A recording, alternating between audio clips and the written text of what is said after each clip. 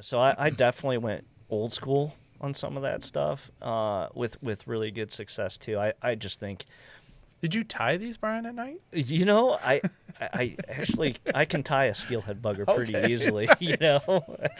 I could still do That that. was a but solid yeah. dodge. That was a solid Yeah. dodge right there. So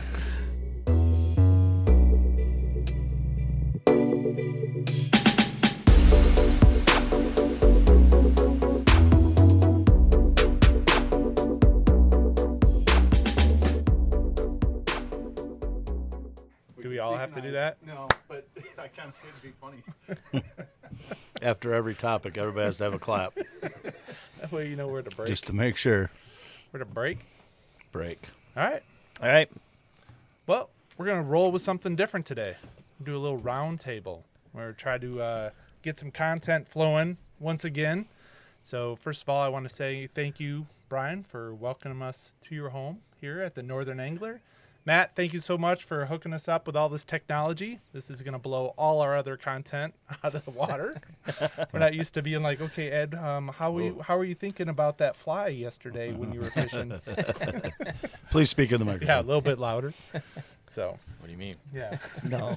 Thanks for setting this up, John. Yeah, no problem. So I had an idea and talked to Matt a little bit about it, and I know that I brought Ed and Jeff into the loop, but I just wanted to sit back and kind of do a video about the 2024 fall steelhead run, and then felt appropriate to bring you in a little bit different perspective because I got to talk to these knuckleheads every day. Sure. So, but just like kind of like what we all thought, what we saw, where we see the spring steelhead going, and maybe a little bit what we see in the future of steelhead in northern Michigan. So anyway, so kind of wrote down a couple topics. We'll roll with it and see where it takes us. So, but first of all, what do you guys think of the 2024 fall steelhead run? I mean, overall, I thought it was probably one of the best runs I've seen in at least 10 years. I would say 2014 was the last year I can think of that even was comparable, really. Yeah, I equate it to being like the good old days, like when I first came up here. Sure. Now, Really good. size, numbers. Numbers. Okay. And just being able to just go fishing, Okay. not having to get to a spot because there was such a number of fish in our drainage. I thought it was really good. Brian? I would say the same thing. Definitely was refreshing to see after last year. Last year might have been my worst season ever. Yeah. And this year, which I can't imagine why, but it was one of my better seasons. I'm with you, Jeff. It was like the good old days. We had a huge number of salmon in the river, which I always equate to having a good number of steelhead come in with all that scent, all the eggs, that sort of thing. But we had a great number of salmon last year, and then we had a poor number of fall fish, as far as the steelhead. So it was really refreshing to see, but I still can't figure out why. Sure. So, like, one of the things that, was one of the topics I want to talk about was, like, the difference, because they seem like two contrasting years, 2023 and 2024. That what we had in the river in 2023 was the lowest number of steelhead in the fall that I ever saw, and the fish that we were catching were, like, pretty Very small. Like really small. skippers. Lots of skippers. Yep. And then this year, more fish than I've probably ever seen in the river, but still I would say a little bit smaller. Absolutely. So, and then one of the questions I had, especially like Ed's input on this, was like, I think we all nicknamed them super skippers, right? They weren't quite adults. So, Ed, did you see that as an adult that was malnutritioned or a skipper that was a little bit bigger? It's hard to say without actually knowing the age of the fish, but like my gut tells me, we were seeing probably younger fish that grew better. Okay. Most skippers are going to be your 1-year lake fish, Mm-hmm. and then your 3-year-olds make up the bulk of any run. I didn't feel like we had a lot of 3-year-old fish, but like I said, without knowing what the age of those fish were, it's really hard to make that determination on what's what.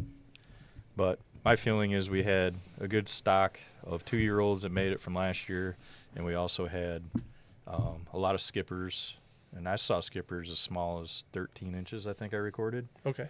And as you know, I would still call a 24-incher a small adult, but let's say like up to 22 inches, that was probably 50% of my catch. Okay. And then, you know, I did find some big fish, luckily, you know, needle in the haystack, so to speak. But overall, the majority of our fish were under 26 inches in the adult scheme, which is kind of comparable to what we used to see in the 80s and early 90s, right? We didn't see a lot of the big 28, 30, 33-inch steelhead. Some years we did, but, you know, 2014, when I look back, I remember that year, especially in October, we had a lot of large steelhead come back. And the skipper numbers, and I remember having these conversations with you, John, 10 years ago, were pretty low, right? And then as time went on in the last 10 years, we'd revisit that and be like, why are we seeing all these skippers? Like, what does this mean? And I have asked that question to DNR personnel and a few other biologists, and the answer I get back is primarily that it just means we have an overabundance of fish. I don't know. I have a hard time accepting that. I don't think that's truly the case. I feel like the skipper phenomenon is our population filling a niche in a specific requirement, which would be spawning, that is missing. And if you think about it long term, you know, we didn't have a lot of big fish this year, but we still need fish to reproduce, and those younger fish are taking advantage of that missing age class and filling in those gaps. Whether that's truly what's happening, I can't tell you for sure. That's my gut. Those are my observations.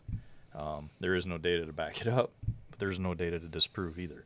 So, I mean, these are all questions that we should be answering in the long term for better management, and whether we get there or not, I mean, that's totally up in the air. So, but moving forward, you know, I'm going to be cautiously optimistic. I mean, I hope our spring run follows the same path that our fall run did. But to Brian's point, why did they come this year? Right. The conditions were not there. Right. Except the conditions in the lake were completely different this year than they were last year. And what I mean by that is the lake set up better on the lake shore in the river mouths to drive fish than it did a year ago. Our river temps maintain, God, what were they going into December before we got cold? Our 40s? Yeah, we're still in the We were 40s. in the mid-40s Yeah. until Mid-40s almost still. Thanksgiving, right? Mm-hmm. Let's back up real Yeah, quick it's real warm. on the conditions, because not maybe everybody who's going to watch this video is going to know what we mean by conditions. Jeff, what were our conditions this fall? What did you see? Super low and super clear. Right. No, it's what the fish saw. They saw you before you got anywhere near them. Right. Is what happened. It was so low and so clear. It's just there's a whole lot of different things you had to do, but there's a lot of fish around. Yeah. But it's like, how can fishing be as good as it was with the conditions being telling you everything like they shouldn't be biting? You shouldn't be able to get anywhere near them. Mm-hmm. And even like down on the Pere Marquette, like it was so low and so clear that we had to anchor off the run and throw it downriver into the run, or they'd just leave. We wouldn't cook a fish. Could you see them exit? Oh, every time. Yeah. You could see them in the bottom of the Sure. holes. It was so low and Sure. clear. So all of that tells me is it shouldn't have been good fishing. Right. But it was really good. Some of the best steelhead fishing I've ever had this fall. I don't know. Yeah. It's weird. I wouldn't Shouldn't put- have been that way. I wouldn't put myself up there with one of the best. Oh, there's one kind of guys. Like I just don't see them. I don't look for them really that Right. well. But it was interesting on the Big Manistee in a jet boat, putting downstream, coming over a sand hump, and being like, "Oh, there goes two." Right. You know, and it's just like stuff that I And would, in the middle of nowhere. yeah, stuff I would never see before based on the clarity of the river. I knew there was I don't know where it clicked in my head, but I've always been guilty of approaching the big river. It's a big river. Big Manistee is what we're talking about if you didn't know.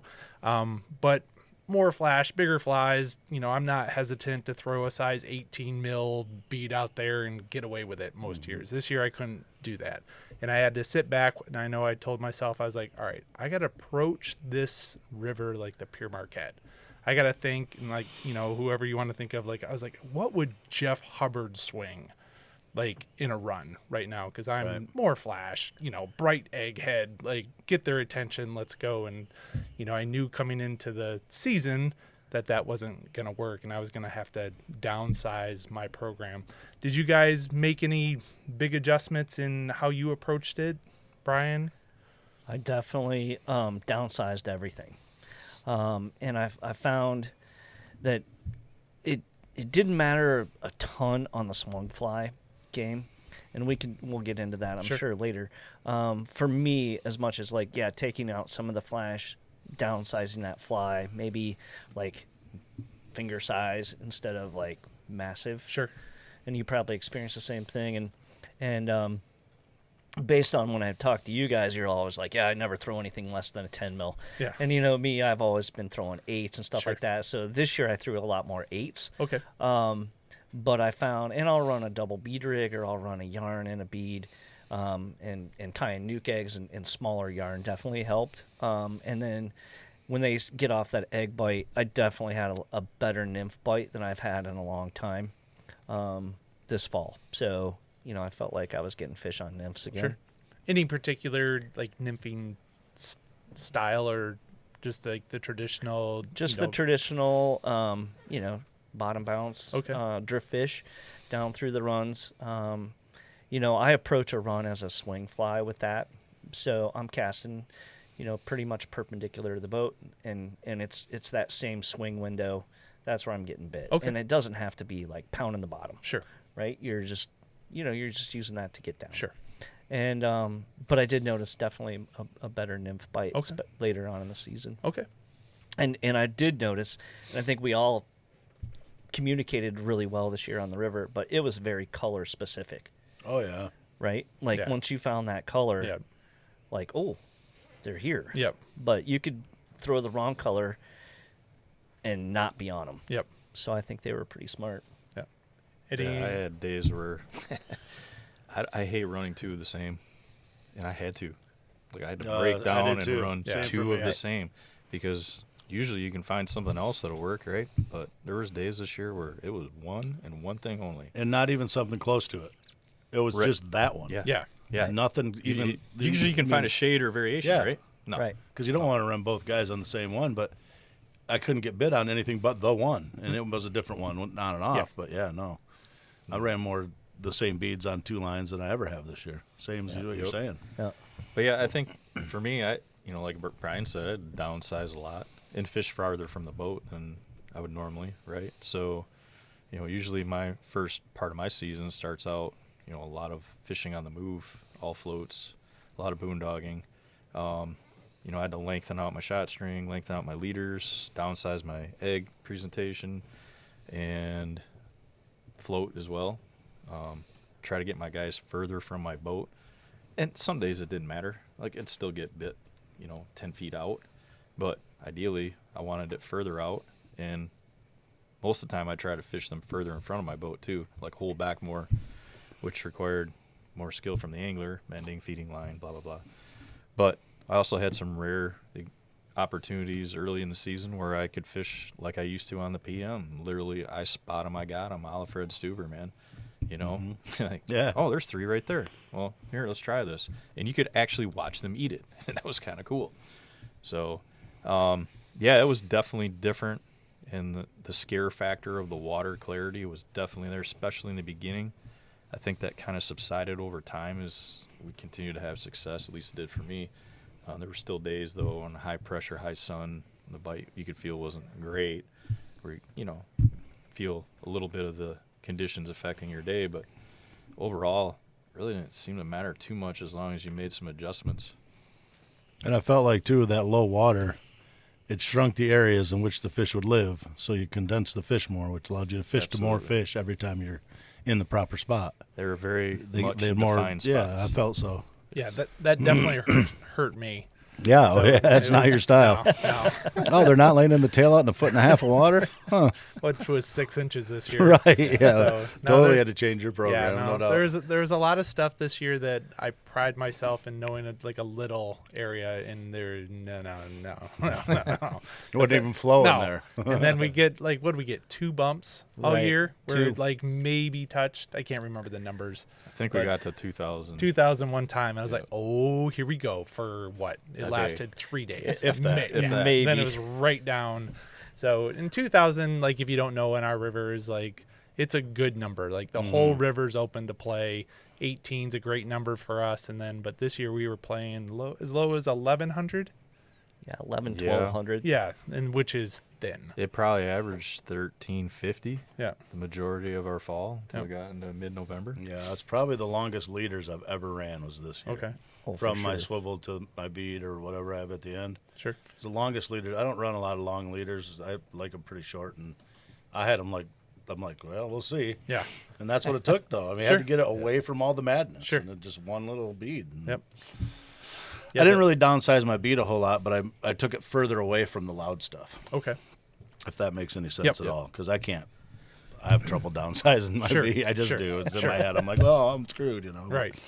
not the case. I just had to get it further away from your leads and your bobber and all the loud stuff. And Sure. it seemed to work out. But that's just because of how low and clear it was. I mean, fishing lighter, fluorocarbon, lighter than I ever have. Like even that 6-pound sniper, I had to fish that a few days just to get a bite. Yeah. Oh, well, fish that then. You know? I definitely played in like the new gear category for me that I want to talk about. Like anything new that you guys fished up, feel free to bring it. But definitely tried some new fluorocarbons just to see if I could. I will give a shout out to the SA saltwater fluorocarbon because that stuff is rope. And I was impressed what 10-pound could do in that clarity. And the fish were not shy of it. The only thing is they sell it on a 30-meter spool, and I will burn that up. So, That's a day. Yeah, That is a stuff, day. that stuff is strong. I'll put it up there with any other fluorocarbon that I've ever run. But yeah, it definitely was coming back to 6-pound sniper on the bright sunny days just to get it done. Swing fly stuff. I don't really think I changed from the norm. I was even like running 15-pound Maxima because the swing bite was real strong this year, and it felt like that presentation, which we'll talk a little bit more like because we all enjoyed that. And we'll just see kind of compare notes on that one. Anything else on gear side? Anything new? Well, I think one observation you made on that SA tippet was the diameter too. Mm-hmm. You know, what was your comparison? The 10 was the equivalent of basically like the old 7 Sunline. Yeah, I'll have to probably in the description of this video, I'll pull out some notes on that. But yeah, the 10-pound, which was strong, but it was definitely the diameter of, the 7. It was strong. You gave me a spool, but I Yeah. used it. Yeah. It works for sure. And it's soft enough. Mhm. It's not real rigid either. Right. So it does make your bead or whatever kind of do a little bit nice flow, you know. Sure. It's not like a 10-pound, we'll just say some other fluorocarbon. Mhm. It's more of it gets stiffer as it gets a heavier pound. And that SA at 10 pounds seemed to have a really nice kind of almost limp feel to it. It was good. Anything else new? You guys run anything new this year? Yeah, so with the intermediate lines kind of going away, that's what I like to fish. So the Rio Pickpocket. Nice. Did anybody else get to play around with that at all this year? Yeah, I got to because SA dropped some of the lines. Like I'd give that Pickpocket definitely a thumbs up on that. I like how it fished. I like how short the head was. It was easy to run. That was good. And then also with that line, what I thought was interesting with our low flows is that you could run like a lighter tip. I'm not sure if that's what you found, but like a type 7 or a type 8 off the end of that seemed to work really well. Yeah, it definitely likes that shorter rod though. Mm-hmm. So you can't run it on like the full size spay. Right. On the swing stuff, anything in particular you guys did different? I know for me that I fell in with the smaller fly crowd, which is a first for me.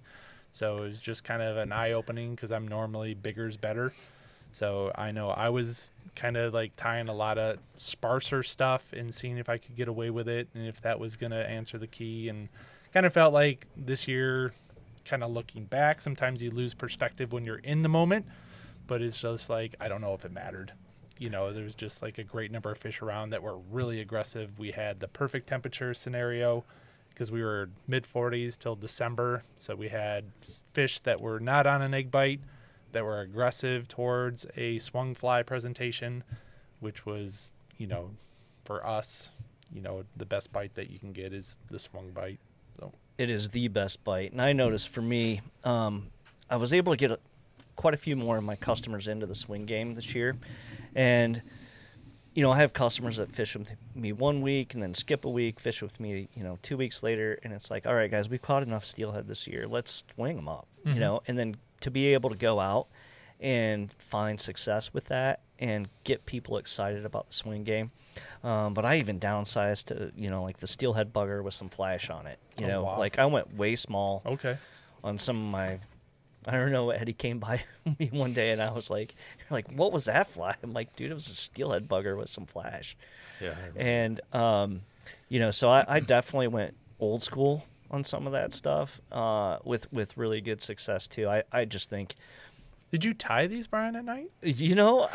I actually I can tie a steelhead bugger pretty Okay. easily. I could still do That that. was a but solid yeah. dodge. That was a solid Yeah. dodge right there. So, I think I went through a bunch of old boxes too and harvested flies from those. There's the Like, truth right Right. there. No, Now it he's was telling you like- the truth. Right. Right there. I was like, I I found remember them. like, I found a whole like Stash. of Yeah. these flies, and I'm like, man, I wonder if this will fish today. And Yeah. I'm like, okay, don't have to tie tonight.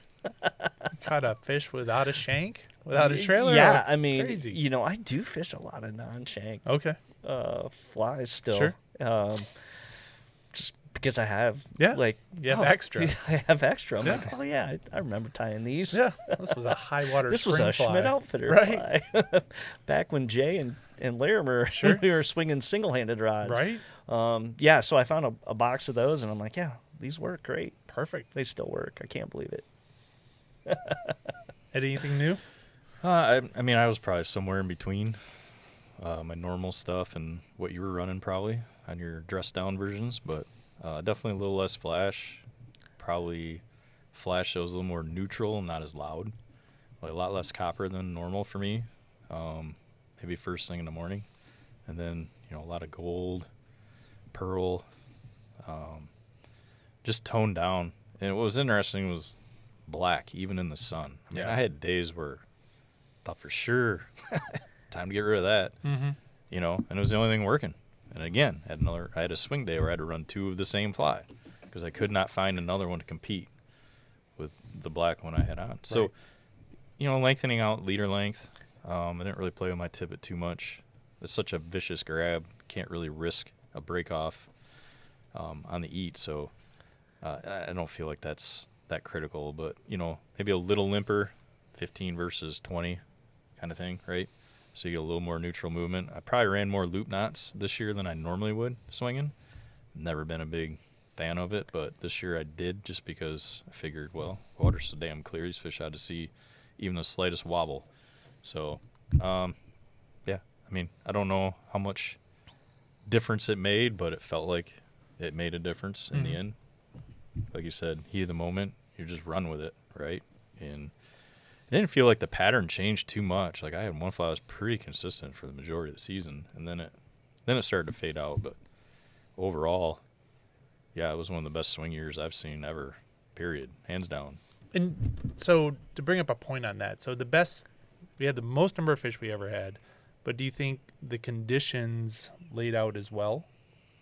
Was it more temperature or clarity?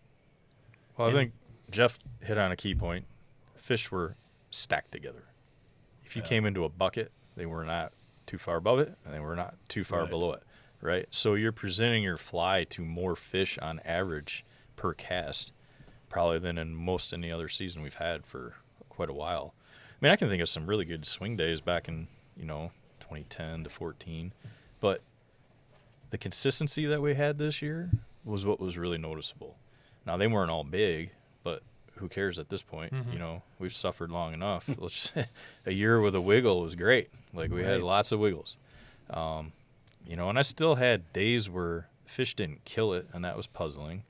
And maybe that was conditions based. But with the low water, I never felt like the fish weren't seeing it, right? Right. And at any given time, you had to be ready because there was one lurking, And this is probably the first time I've had as many fish as I did eat the fly, stripping it back to set up for another cast. Oh, sure. You know That what makes I mean? sense though, because they can.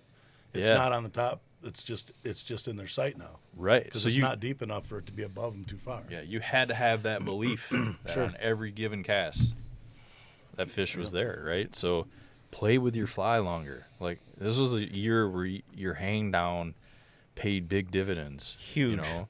Hang down was And huge. not to say it doesn't at any other time, but for the guys that rush the process and are always about the cast, I mean, you missed golden opportunities about every cast this year Right. by not taking that extra minute and playing with it a little bit longer. So one of my techniques with that, because I have a lot of anglers that swing about the cast, right? Yep. And they don't even let it hang for a second.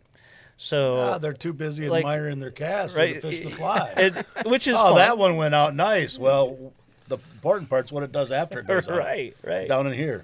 right. So I had this thing. It's like, okay, we're in a great spot, and I want them to swing the fly, and they're adults. You've told them 3 times, hey, let it hang, and we don't listen. We're guys, right? So I would let them get into the thing, and I'd be like, hey, man, hang on. Did you see this? And they would let the fly hang, like, hey, what do you think about this fly? And I'd literally step to the back of the boat while they were Distracted. and then they're like, oh, got one. yeah. That happened like so many times this year. And I'm like, oh, I got a little like I got to tweak their minds a little Right. bit. And then when The awful Like- games you play with your clients in order to It's get a like, bite is stop unbelievable. rushing it. Like, dude, like you need to let this hang right here. And it was super funny because then after about the second fish they'd hit on this hang down, I'd be like, okay, remember, let it hang here. Like it was this constant like rinse repeat, like Right. that robot casting, Yeah. right? Like, nope, I just want it like the next cast. And especially if you'd have that, you'd see fish rolling across the sand, right? I mean, we all saw that this year where you're like, oh, there's a fish coming. And you're like, okay, I'm just going to hang here for a minute because they're going to settle into this bucket. And you're like, oh, and probably caught that fish that you saw, right? Yeah. And then there was usually one in there with it, like especially if it was in the wood. And I think that was the big thing with the swing bite this year too, is we were able to swing over a lot of that lumber, and the fish were coming out and grabbing it because the water temperature was favorable for that, for them to really move for it. Right. Been favorable longer into the fall than it has been in the past. That was key. Yeah. And We had they're very still consistent chasing temperatures. it. Whatever. I do a lot of lure fishing too, but they're still chasing it into December when normally you're struggling in that late in the year because you're down in the 30s. That 40 is like the magic number to me. It's like if it's 40, they're going. Mm-hmm. We're gonna get bit if it's 40 or up. I mean, they're going to be moving a little, hopefully. But we didn't see the 30s till a couple weeks ago. Mm-hmm. So, I mean, that water stayed warm for so long that they were more active. They were willing to move further. You didn't have to be right on them where if you're this, 4 inches off your mark with a bobber, they're not going to move 4 inches. Well, now they're moving halfway across the run to eat a swung fly in December, which doesn't happen all the time. Right. At least not for me. No. So with so many fish in the river already, and we're trying to build our content right now. It's January, so we're in the middle of winter fishing. What do you guys see for our spring run? So for me, I've seen a pattern where it's ramping up in February and it's really rolling by March. And I've been living by that the last couple years. And I believe currently with this year, with how many fish have been in the river, they've been here since October. As soon as this river starts to creep back the other way, that they're going to want to go. And what I mean by that is party time for, the spawning. Yep, start to spawn. Yep. So I am curious how many fish are still remaining out in Lake Michigan. Is my population here? I can't answer yet. I still believe that there will be a hatchery push, which I've noticed the last couple of years on the Big Manistee. Like, Eddie, what were you, 80-some% wild? This year? Yeah. In the fall? Yeah, I was around 72. Okay, I was 72. a little lower probably than a few other people. Okay. And then you were closer to 89. I had 89. Okay. So, and I know in the spring I'll start to creep back to the 50-50 mark, based on kind of where I'm fishing a little bit, but also just I believe that hatchery fish runs the river more in the spring than it does in the fall. I would agree. So, For sure. I would definitely agree with but that. do you guys feel anything about the spring this year? What your gut's telling you? Well, I mean, we're kind of on another winter without any kind of snowpack, Mm-hmm. really, right? So it doesn't do us any good to have a foot of snow and then a thaw and then get another foot of snow. It doesn't really do anything for the river, except in the moment you get a bump in flow. However, last spring, if I think back, we were 35 to 38 degrees water temp before we got into March. So for me, 38's always been like those fall fish and winter fish will start spawning if they're not already. Like you see it on the PM. You see days creep up around 38 and there'd be activity on the reds. And I'm sure that's what's going on with these wild fish that we have coming in the fall. But one interesting thing too that I saw last year that kind of leads me to this year was we had low water. We only had one big bump in flow. I think we tickled 3,000, was it? Something like that. You're talking Yep. the spring. Yeah, last Yep. spring. And that was our push of water, right? And that was in the second week of March, first week of March, somewhere around there. But outside of that, the fishing that I experienced above our creeks really wasn't that great. And last year was the year we didn't have any plants return, right? What do you mean above your creeks? Above Pine, Bear, going towards the dam. I know what you meant, but Yeah, No, it was a good yeah. question. Yeah. So that's a good question. And I kind of fell back downriver after that big push of water. And what's interesting is the lower I fished below Pine, the higher my unclipped rate was. And the hatchery fish that I did see last spring were primarily like what we saw this fall in that 22, 24-inch size, right? So we've had a couple years of stocking. We'll probably see a few more of those. But it's just interesting, like, the Manistee is a different beast, and it's evolved probably over time. Like, I can't say I fished it a lot in the 80s, but from the mid-90s to current, I was out there a lot. And the trends that I've seen really seem to take shape more as we get, like, to where we are today. Like, understanding that with the clipping that they've done on all of our hatchery fish, it kind of gives you a little breakdown of what's really out there, right? So assuming that 99% of these fish are wild that are unclipped, which they should be, minus any straying that we have, which is there's some in the population, I'm sure, but it kind of gives you a little bit of a trend in your mind if you think like how the river's functioning. So for me, in my mind, I get above Pine Creek to the dam. Well, that's all hatchery. You do get some wild fish up there, usually with the bumps in water. I think those fish hunt as far up as they can go. And after February, I really wasn't finding many of those fish above Bear, per se. And the ones that I was finding in February were kind of gone, which kind of made me think, okay, they were dropping back down and they just wandered up Bear Creek. Or maybe that's what they do. Small water is going to fluctuate a lot based on temperature change versus big water. So if I'm a fish that's dependent upon energy and water temperature, it makes more sense to go spend my winter in the big river and then go up the little tributaries to spawn when it's time. So getting lost in all this. But basically, if I think about what my expectations are for this spring, I think we're going to see very similar conditions unless we get some major snow event, which I really am not seeing. We're already mid-January. We could get some big dumps in March and April, which seems to be the new norm. But we're definitely going to see a warm-up probably in February. And I think our water temps are probably going to be in the mid-30s before we hit March, maybe even warmer. And I think it'll follow a very similar pattern to last year. We should have more hatchery fish because fish have been stocked again for a couple of years. But, I'm just going to be cautiously optimistic. Like, be curious to see what comes in. Hopefully we see some more big fish, the 3-year-olds. They were kind of absent this fall. But maybe they're not out there. I don't know. Anything different for you, I Jeff? I for the would spring? say I spend most of my spring down the Pere Marquette. And what I've noticed as the few years have gone on is it's all earlier. Mm-hmm. It's all earlier. Like, it used to be like they're spawning in April. They're all over the gravel in April. And now it's like late February and March is Right. the best spawning activity I see on the Pere Marquette.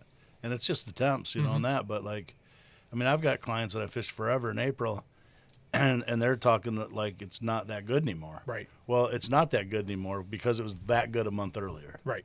And that's what's happening that I noticed on the Pere Marquette in the spring is it's coming earlier. It's coming in February and March instead of April and early May. Mm-hmm. and it's hard to catch them later in the spring because they're just gone. Right. They spawned and left. Yeah, they did their We were thing. catching tons of dropbacks in the first part of April. on Right. bigger. Yeah, Like, exactly. it's the same for the thing, Pere right? Marquette. They're done. Which is great for me because I don't fish them on the gravel down there. When they drop back in the holes, they're chowing. Right. They're eating everything in sight. Yep. And I think which is that, really cool. you know, if you're watching this and you've made it this far and you're a spring steelhead fisherman, you want the primary run February and March Yeah. for primary. If you like fishing aggressive fish again in warmer temperatures, you're going to be fishing dropbacks in April. Which can be really good too. Yes. It's just, there's two different Mm-hmm. mindsets there. So, And I focus on drop back fish last April really heavily. Sure. And so I fished downriver. yep. And there were good numbers of drop back fish. Comparatively. Yeah. Right. I was doing the same number as the guys up by the dam, just covering a lot more water. Yep. And going more spots without bites, and then hey, here are Yep. two. Yep. And so, I don't like to see the fish.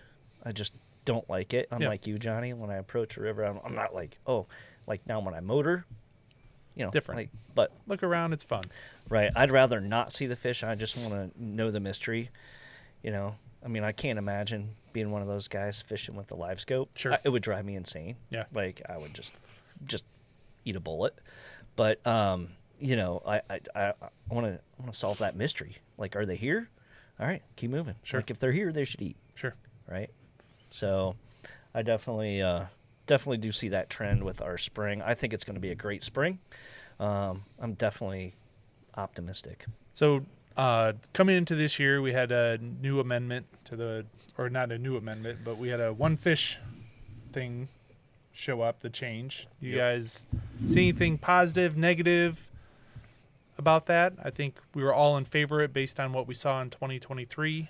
We were all concerned about our run, and now we went through a season in the verbiage. Eddie, you can educate me again on the new verbiage that's coming out, but Well, yeah, probably our there's viewership there's as a well. new change in some of the verbiage because of the type 3 and 4 stream classification that the Big Manistee and a few other streams fall under. But basically on April 1st of this year,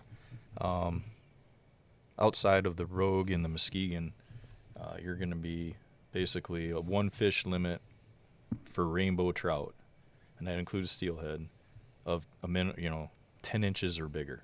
And what did we have this fall? Technically, I guess you could still keep multiple fish in smaller sizes, which would predominantly be our skippers, Okay. and then one adult, right? All right. So now they've made the change so where it's one. Okay. So it'll truly be a one fish bag limit on steelhead on the Manistee this year. And the Rogue and the Muskegon have a different set of regs because they manage a resident rainbow trout population, the Eagle Lake strain. So there were some complications with that arised, and they've essentially created almost like a slot limit, if you Okay. want to call it that. But it'd be close to that. Like you can keep multiple fish. I don't know what the number is, so don't quote me on it. Sure. Under 20 inches, but only one over 20. Okay. And that would include your steelhead size fish primarily. So is that change on the Rogue and the Muskegon because of the plants Yeah, that was. I think the language was already set up that way. for that Eagle River Yeah, strain so or whatever? it was just a clarification of the reg, but the language got muddy with the other streams that were type 3 and 4 because of all the different size classes that they had in there for rainbows. So they just made it one fish 10 inches or bigger. Gotcha. And then I think they made a change on the PM too, something about lowering the limit down to Rainbow Rapids or something like that. It was set at Gleason's, the upstream limit or something. And that kind of falls into that same category for the managed portion of the river. But I didn't really look at that language in grave detail. There was just kind of a glance over mention of it. But I know they did change a boundary to downstream further. So going forward, I think we were all in favor of the one fish limit. And I know kind of what I was hearing this year, especially in the beginning in October, before we knew what type of run we were going to have, is that what the positive side of it was that the people that fish higher in the system were having an opportunity at hooking fish again. And you could hook fish multiple times.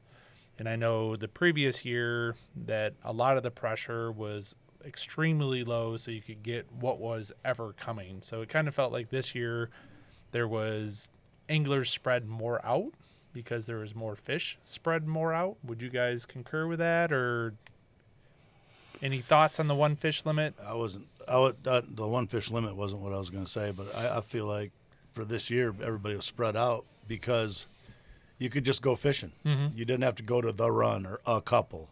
You could just go. Right.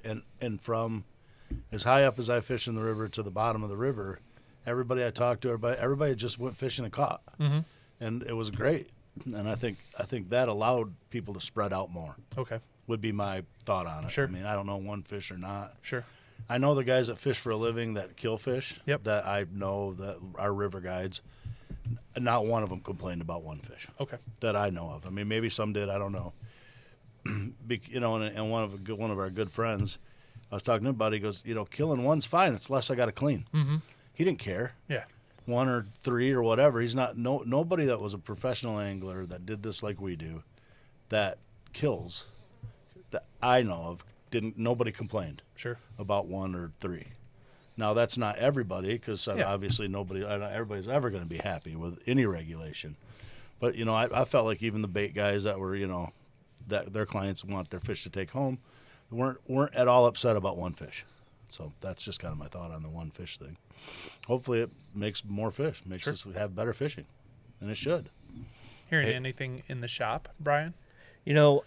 Most of our anglers are catcher and release. And I noticed one thing this year for me is catching fish that had been caught more than once, right? Like, I don't remember seeing that last year, but you see it. It's kind of like you see it in Alaska. You see it where, like this fish was hooked and released. So I saw quite a bit more of that this year, which is encouraging. As far as the shop goes, we didn't really hear anything negative, but we've always been a catch and release, guide service. Talking to, my buddies that keep fish, some of the feedback was, we really don't care 1 fish or 3 fish, as long as the, guy can go back to the shop or the office and say, yeah, we limited out. Right. So, oh, sure. Hey, we got our limit. Sure. So, whether it's 50 or 1, how do you judge your success on that trip if you harvest fish? Mm-hmm. And I grew up harvesting fish, and that was always the goal. Like, we got to get our limit, right?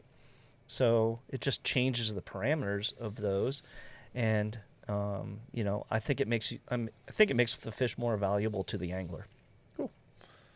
Well, anybody want to add anything as we wrap up the 2024 Fall Steelhead talk? No. Good. All right. Well, if you've watched this and you want to add any comments, we're definitely going to get back to you. Appreciate you guys all coming together and kind of talking about this. If you like this conversation, let us know. We're hoping to produce a little bit more of this content this year, and thanks for tuning in. Let us know if you got any ideas of what you'd like to hear, too. Yeah, definitely. If you got any ideas of what you want to know about or anything having to do with guiding we're not know-alls, but we do spend a lot of time doing it. There you go. So if you have any ideas, let us know. We'll talk about it. Cool. Thanks for Thank you. including me, Johnny. Hey, I thank appreciate you. you guys. Thanks, It's always guys. fun to work with Thanks for having us sure. up here, Brian. Mangled Fly guys. So Appreciate you. Cool. you guys are the best.